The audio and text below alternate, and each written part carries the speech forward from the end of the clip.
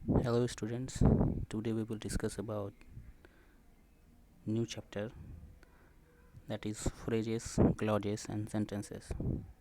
In some of you in some of your classes, uh, phrases and clauses are not given, but sentences are the part of the your first chapter. Those, but you have to understood everything before understanding sentences. We have to understood phrases, clauses, its definition and structure. That's why I am going to discuss here with you that what is phrase, clause and sentences. In this module we will discuss about its definition, structure and types of sentences. So coming to the next slides. Phrases. Phrases are the group of words that gives a little sense about something. It does not consist of any subject or verb. It usually start with prepositions. So phrases एक ऐसे group of word होगा जो कि हमें एक little sense देगा किसी भी चीज़ के बारे में, और इसके पास ना तो अपना कोई सब्जेक्ट होगा ना ही कोई वर्ब होगा, और ये जनरली, हमेशा नहीं, जनरली प्रीपोजिशन से स्टार्ट होता है. For example, in the field, at the door, on Sunday, at the start of, just next to him, etcetera.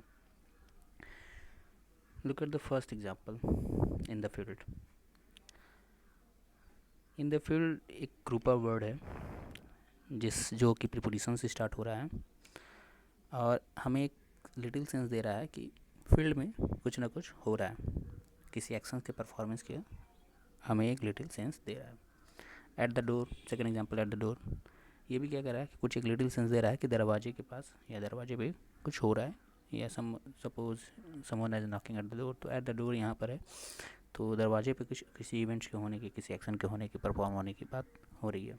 तो एट द डोर हमको कंप्लीट सेंस तो नहीं दे रहा है, बट क्या कर रहा है, एक लिटिल सेंस दे रहा है कि दरवाजे पे कुछ हो रहा है. ऑन संडे, संडे के दिन, तो संडे के दिन क्या क्या प्लानिंग है या जो भी है, ठीक है, संडे के दिन क्या कुछ किसी इवेंट की बात हो रही है ये नहीं बताया गया है, बट ऑन संडे हमें लिटिल सेंस दे रहा है कि संडे को कोई इवेंट हो रहा है या एक्शन परफॉर्म हो रहा है. तो ये सारे के सारे एग्जांपल जो भी मैंने लिए हैं यहाँ पर, ठीक है, वो हमको एक लिटिल सेंस दे रहे हैं किसी भी एक्शन के रिगार्डिंग में. सो ये सारे के सारे सेंटेंसेस क्या होंगे, प्रीपोजिशन, सॉरी, फ्रेजेस होंगे.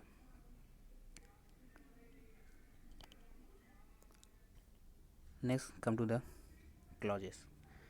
Clauses are the group of words that consist of a subject and a verb, but it may or may not give us a complete sense. What does it mean?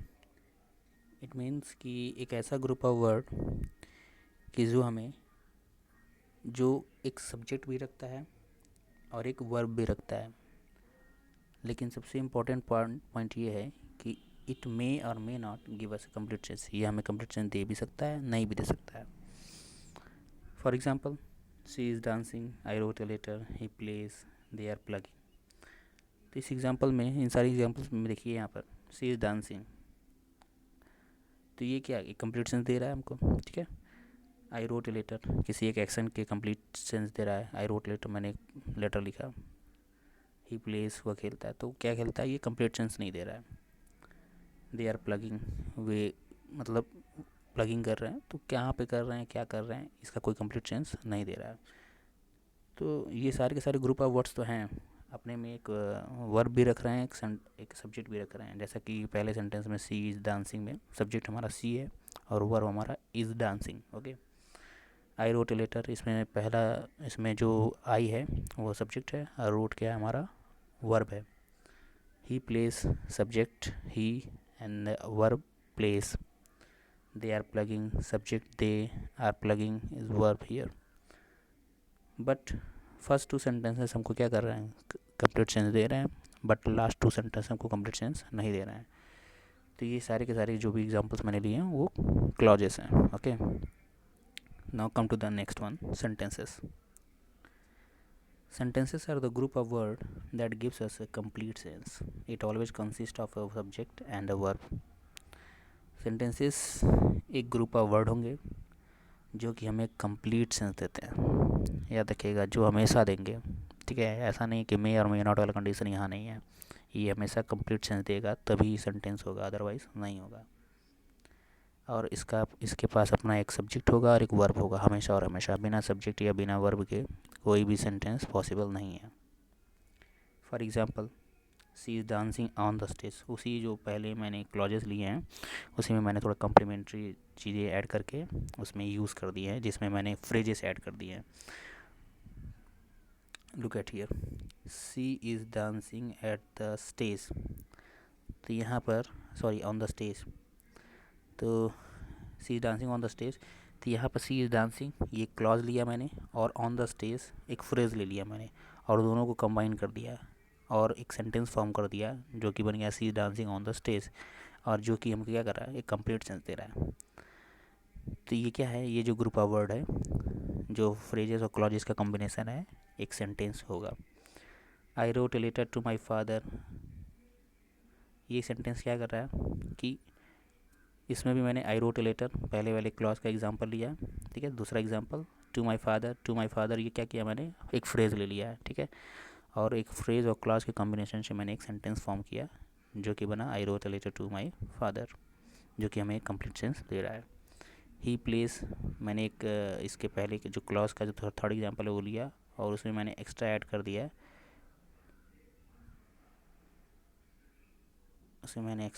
दिया, place cricket. सो यहाँ पर जो cricket है वो extra उसको बस add करने से, बस एक नाउन है जो हमने ऐड कर दिया एज एन ऑब्जेक्ट, सेंटेंस क्या हो गया, कंप्लीट सेंस देने लगा हमको। They are plugging the field, ठीक है, they are plugging the field, जो फोर्थ एग्जांपल है क्लॉज का, दे आर प्लगिंग, उसमें मैंने द फील्ड ऐड कर दिया, तो क्या बन गया, एक कंप्लीट सेंस बन गया, कंप्लीट सेंस देने का एक सेंटेंस बन गया, ठीक है। तो याद रखिएगा हमेशा कि सेंटेंस क्या होगा, हमेशा और हमेशा एक ग्रुप ऑफ वर्ड होगा जो हमें कंप्लीट सेंस देगा, और इसके पास अपना एक सब्जेक्ट और वर्ब होगा ही होगा, ठीक है। सो आई होप ये सारी चीज़ें क्लियर हो गई होंगी आपको। Come to the next one, what is subject and what is predicate. In any sentences, the person or the place or the object we talk about is called sentence subject of the sentences.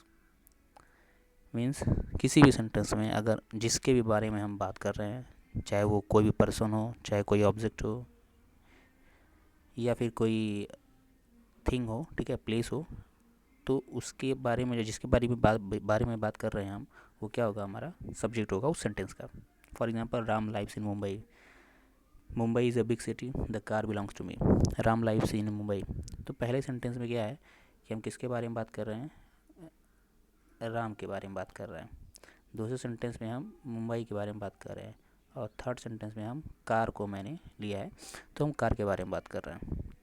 तो Ram live in Mumbai, इस sentence में जो हमारा subject है वो कौन है, राम है। और दूसरे सेंटेंस में Mumbai is a big city, इसमें हमारा जो सब्जेक्ट है वो कौन है, मुंबई है। और तीसरे सेंटेंस में जो सब्जेक्ट है हमारा वो क्या है, द कार है, ठीक है। मीन्स पहले सेंटेंस में हमने राम के बारे में बात किया कि राम कहाँ रहता है, मुंबई में रहता है, तो who lives in Mumbai, Ram. तो इसका जो भी क्वेश्चन पुटअप होगा, और अगर हम क्वेश्चन पुटअप करें किसी भी सेंटेंस में हु, ठीक है, और उसका जो आंसर मिलेगा वही क्या होगा, हमारा सब्जेक्ट ऑफ द सेंटेंस होगा, ठीक है। हु, विच, वॉट, ठीक है, तो जो भी इसका सेंटेंस होगा, जैसे पहले सेंटेंस में हु लाइव्स इन मुंबई, तो राम लाइव्स इन मुंबई, तो राम क्या हो गया हमारा subject. Which is a big city, तो Mumbai is a big city. The car belongs to me, whose car is this, तो the car. What belongs to you, ठीक है, what belongs to me, the car belongs to me. तो यहाँ पर क्या हो गया, सेंटेंस में ये सारे के सारे जो भी इसके जो भी आंसर मिल रहे हैं, जो भी क्वेश्चंस मैंने पुटअप किए, विच, व्हाट, ठीक है, हु, तो ये सारे के सारे क्या देंगे हमको, एक सब्जेक्ट ऑफ द सेंटेंस देंगे। Clear. Now come to the in the above sentences, Ram, Mumbai, the car are the subject of the sentences. Now come to the next, predicate. All the part of the sentences except the subject comes in predicate. Sentence, सारे sentences में subject के अलावा छोड़कर जो भी बाकी बचे हुए वर्ड्स होंगे, ठीक है, ग्रुप ऑफ वर्ड्स होंगे, वो सब के सब क्या होंगे, प्रेडिकेट में आते हैं, ठीक है। फॉर एग्जांपल, अब इसी पहले सब्जेक्ट के एग्जांपल में जो मैंने लिया उसी एग्जांपल को देखिए। उसमें जो मैंने लिया है राम लाइव्स इन मुंबई, तो इस सेंटेंस में, ठीक है, Ram lives in Mumbai, in sentence में क्या है कि जो मैंने बचे हुए पार्ट राम को छोड़ करके, राम हमारा यहाँ पर सब्जेक्ट हो गया, तो लाइव्स इन मुंबई जो बच गया है पार्ट, वो क्या हमारा प्रेडिकेट ऑफ द सेंटेंस। उसी तरह Mumbai is a big city, Mumbai हमारा सब्जेक्ट हो गया, तो इज़ अ बिग सिटी हमारा क्या predicate of the sentence. The car belongs to me, the car हमारा सब्जेक्ट हो गया, उसके बाद बचा हुआ वर्ड जो क्या हो गया, ग्रुप ऑफ वर्ड क्या हो गया, बिलोंग्स टू मी, ये प्रेडिकेट ऑफ द सेंटेंस हो गया। ठीक, तो ये इस तरह से हम डिफाइन कर सकते हैं सब्जेक्ट और प्रेडिकेट क्या होते हैं। अब देखिए सब्जेक्ट हमारा कोई ज़रूरी नहीं है कि एक सिंगल वर्ड हो, ठीक है, सब्जेक्ट हमारा प्लूरल फॉर्म में भी हो सकता है, मतलब मोर देन वन वर्ड भी हो सकता है। For example a little young girl, a little young girl, wait a minute,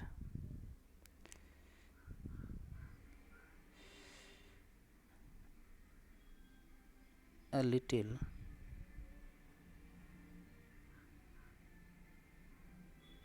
young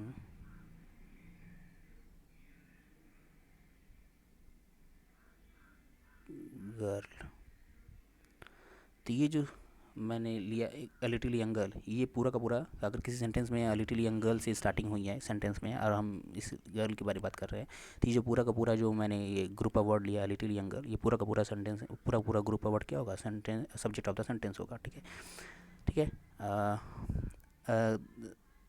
ऐसे बहुत सारे एग्जांपल्स हैं, जैसे the red buildings, the red building, the high building. ठीक है, ये सब के सब क्या हो जाएंगे, ये भी क्या हो जाएगा, ग्रुप ऑफ वर्ड जो ऐसे होंगे ये सब्जेक्ट बनेंगे, सब्जेक्ट फॉर्म करेंगे उस सेंटेंस के। ठीक है, तो सब्जेक्ट क्या होंगे, एक सिंगल वर्ड भी हो सकता है और मोर देन टू वर्ड्स भी हो सकते हैं, उसमें ग्रुप ऑफ वर्ड्स भी हो सकता है। तो कभी कंफ्यूज मत होइएगा इसमें कि सिंगल ही होगा हमेशा, ठीक है, वो ग्रुप ऑफ वर्ड्स भी होगा। बट हाँ, एक्चुअल उसमें जब ग्रुप ऑफ वर्ड्स लेंगे तो उसमें एक्चुअल जब सब्जेक्ट पूछा जाता है तो पूछा जाता है real subject and only the subject. जब सब्जेक्ट ओनली पूछा जाएगा तो आप क्या करेंगे, पूरे के पूरे ग्रुप ऑफ वर्ड्स को अंडरलाइन करेंगे, और जब आपसे पूछा जाएगा कि सब्जेक्ट ऑफ द सेंटेंस बताइए, तो आप क्या करेंगे, real subject of the sentence बताइए, तो आप क्या करेंगे उसमें, जैसे मैंने एग्जाम्पल लिया लिटिल यंगर, ठीक है, लिटिल यंगर, तो उसमें क्या किया है, पूरा जब सब्जेक्ट पूछा जाएगा तो लिटिल यंगर पूरा का पूरा अंडरलाइन करेंगे। लेकिन जब हमसे रियल सब्जेक्ट पूछा जाएगा तो हम केवल गर्ल को अंडरलाइन करेंगे। Okay, so now come to the next one, types of the sentences. On the basis of uses of the sentence in our daily life, we can categorize sentences in the following parts. The first one, declarative sentence. अब देखिए हमारी life में जो भी हम sentences use करते हैं उन्हीं के बेसिस पे हम क्या करेंगे, सेंटेंसेस को कैटेगराइज कर रहे हैं। तो सबसे पहला आता है डेक्लेरेटिव सेंटेंस, जिसे हम असर्टिव सेंटेंस भी कहते हैं। Declarative sentences are the sentences that gives us a general sense, it ends with full stop. तो डिक्लेरेटिव सेंटेंसेस हमेशा एक हमें जनरल सेंस देते हैं, मीन्स हमारे डेली लाइफ में जो भी सेंटेंसेस हम यूज़ कर रहे हैं, ठीक है, यूज़ करते हैं in general sense, general purpose के, ठीक है, कॉमन सेंस के तौर पे, जनरल पर्पस के तौर पे। तो वो सारे के सारे सेंटेंसेस जो हमें जनरल सेंस देंगे वो क्या होंगे, डिक्लेरेटिव सेंटेंसेस होंगे। इसे हम असर्टिव सेंटेंस भी कहते हैं। It can be A positive और नेगेटिव सेंटेंसेस, ये पॉजिटिव या नेगेटिव सेंटेंसेस दोनों में से कोई भी हो सकता है, और ये हमेशा फुल स्टॉप से एंड होगा, मीन्स इसके लास्ट में हम जो पंक्चुएशन यूज़ करेंगे वो फुल स्टॉप होगा। For example, Ram is playing in the field, they did not want to go there, father has gone out of the station. तो ये जो डिक्लेरेटिव सेंटेंस, ये सारे के सारे क्या है, डिक्लेरेटिव सेंटेंसेस है। पहले सेंटेंस में Ram is playing in the field, ये जनरल सेंस दे रहा है हमको कि राम मतलब फील्ड में खेल रहा है। They did not want to go there, वे वहाँ नहीं जाना चाहते थे। तो भी क्या कर रहा है, ये हमें एक जनरल सेंस दे रहा है, ठीक है, जनरल टॉकिंग है, जनरल सेंस की टॉकिंग है हमारी। Father has gone out of the station, father क्या है, जो आउट ऑफ द स्टेशन चले गए हैं, जा चुके हैं, ठीक है, चले गए हैं। तो ये क्या है, एक डिक्लेरेटिव सेंटेंसेस है जो हमको जनरल सेंस देता है, जो हम जनरल सेंस में डेली लाइफ में यूज़ करते हैं। अब come to the next one, interrogative sentences. This type of sentences gives us a sense of asking questions, it ends with question mark. तो मीन्स इंट्रोगेटिव सेंटेंसेस क्या होंगे, एक ऐसे सेंटेंसेस होंगे, ऐसे सेंटेंसेस जो हमें क्या करते हैं, एक ऐसा सेंस दें, मतलब क्वेश्चन पूछने का सेंस दें। जब भी ऐसा सेंटेंस जो हमें, जिसमें हमें से क्वेश्चन पूछा गया हो, ऐसा सेंस दें कि जिसमें कुछ ऐसा लगे कि उसमें क्वेश्चन पूछा जा रहा है, तो ऐसे सेंटेंसेस क्या होंगे, इंट्रोगेटिव सेंटेंसेस होंगे। ये हमेशा हमेशा क्वेश्चन मार्क से एंड होंगे। For example, how are you, whose book is this, would you like to have a cup of tea. तो ये सारे तीनों के तीनों सेंटेंसेस पे देखिए मैंने क्या क्वेश्चन पूछा है, मैंने पूछा हाउ आर यू, तुम कैसे हो, हुज बुक इज़ दिस, ये किसकी किताब है, would you like to have a cup of tea, क्या आप चाय लेना पसंद करेंगे। तो इसमें क्या है, इन तीनों सेंटेंसेस में क्वेश्चन पूछा गया है जिसका हम कोई ना कोई आंसर जरूर देते हैं, जिसका कोई एक रिप्लाई होता है, आंसर देते हैं, और जो आंसर होता है ना वो हमेशा क्या होता है, डिक्लेरेटिव सेंटेंस होता है। ठीक है, जैसे मैंने how are you, I am fine, तो इसका जो एग्जाम्पल हुआ, इसका जो आंसर हुआ आई एम फाइन, वो क्या है, डिक्लेरेटिव सेंटेंस होगा। हुज बुक इज दिस, ये पुस्तक किसकी है, दिस इज माइन, यह डिक्लेरेटिव सेंटेंस होगा। ठीक है, तो इंट्रोगेटिव सेंटेंस का जो आंसर होगा वो हमेशा एक डिक्लेरेटिव सेंटेंस होता है। ठीक है, clear. Now come to the next one, imperative sentences. This type of sentences gives us a sense of order, request, command, advice, suggestion, prohibition, etc. It's end with full stop. imperative sentences में क्या होगा कि ये ऐसे sentences होंगे जो हमें sense देते हैं, किसका, ऑर्डर का, रिक्वेस्ट का, कमांड का, एडवाइस का, सजेशन का या प्रोहिबिशन का। मीन्स अगर किसी सेंटेंस में ऐसा सेंस मिले कि उसमें ऑर्डर दिया जा रहा है, रिक्वेस्ट किया जा रहा है, कमांड दिया जा रहा है, एडवाइस दिया जा रहा है, सजेशन दिया जा रहा है या प्रोहिबिशन, प्रोहिबिशन मीन्स होता है किसी चीज़ के लिए मना करना, तो ऐसे सेंटेंसेस क्या होंगे, इंपरेटिव सेंटेंसेस होंगे। It ends with full stop, ये हमेशा क्या होते हैं, फुल स्टॉप से एंड होते हैं। For example, shut the door, please give me your pen, you should consult the doctor, don't go outside.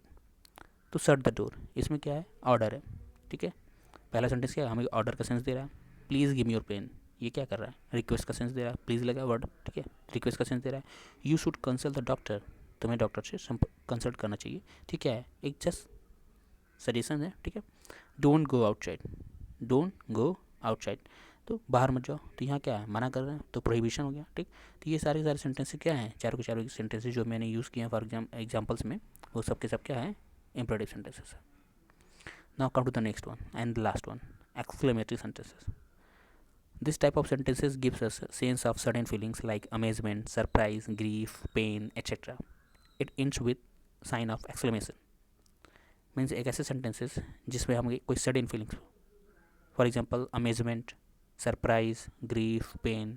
Grief means दर्द, ग्रीफ मीन्स दर्द होता है, पेन में भी दर्द होता है। ठीक है, पेन में जब चोट लगने दर्द हो, ग्रीफ मीन्स जब किसी फीलिंग्स की बात हो, फीलिंग्स से हमको हर्ट हो। ठीक है, किसी की चोट से हर्ट हो, मतलब किसी चोट लगने से हमको हर्ट दर्द होता है तो पेन होगा। ठीक है, या फिर जब फीलिंग से हमको दर्द होगा, किसी की फीलिंग से या कोई हमारी फीलिंग को हर्ट कर दे तो क्या ग्रीफ होता है उसको। ठीक है, for example, how beautiful this building is, what a wonderful site it is. How beautiful this building is, इसमें क्या है, अमेजमेंट है, सरप्राइज है। What a wonderful site it is, ये भी क्या है, amazement, surprise. Alas I am ruined, तो ये क्या है, ये एक ग्रीफ है। ठीक है, मैं बर्बाद हो गया। ठीक है, hurrah we have won the match, तो हम मैच जीत गए। तो इसमें क्या है, ये जो अलास हुर्रा है, ये क्या है, रिप्रेजेंट कर रहा है एक सडन फीलिंग्स, जिसकी वजह से सेंटेंस क्या बन गया है, एक्सक्लेमेटरी सेंटेंस। देखिए लास्ट में इसमें फुल स्टॉप आ गया है। दो सेंटेंस मैंने जानबूझ के लिए हैं ऐसे, जिसमें लास्ट में, अब यहाँ पर मैंने पहले लिख दिया it ends with sign of exclamation, but यहाँ पर मैंने फुल स्टॉप यूज़ किया है। तो ध्यान से देखिए, इसमें क्या पहले ही हमने एक एक्सक्लेमेटरी वर्ड यूज़ कर लिया है, अलास हुर्रा, और ये अलास हुर्रा एक्चुअल में एक्सक्लेमेटरी वर्ड ना होकर के ये क्या है, इंटरजेक्शंस हैं, और ये इंटरजेक्शंस ही इस सेंटेंस को क्या बना रहे हैं, एक्सक्लेमेटरी सेंटेंस बना रहे हैं। ठीक है, so now with this we end our today's session. If there is any problem with you regarding these topics, so you can ask me or message me on my WhatsApp number. So thank you, bye bye.